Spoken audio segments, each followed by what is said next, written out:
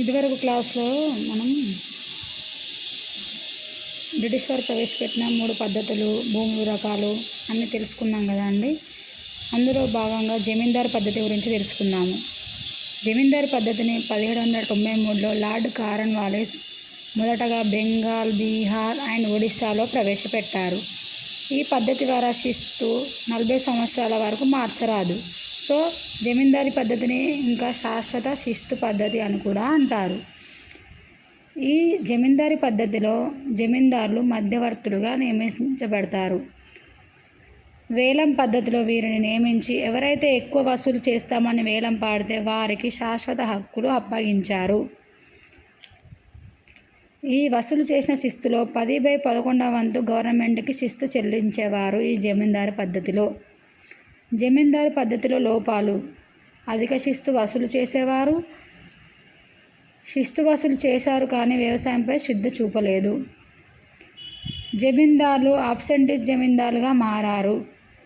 Absentees జమీందారులు అంటే పట్టణాలలో నివసిస్తూ గ్రామాలలో శిస్తు వసూలు చేసేవారిని అబ్సెంటీస్ జమీందారులు అంటారు.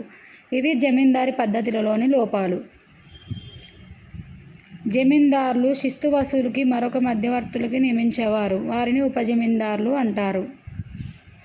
నెక్స్ట్, మహల్వారీ పద్ధతి. ఈ మహల్వారీ పద్ధతిని విలియం బెంటిక్ ప్రవేశపెట్టాడు. అదే జమీందారు పద్ధతిని లార్డ్ కార్న్వాలిస్ ప్రవేశపెట్టాడు. దీనిని 1803లో ప్రవేశపెట్టాడు.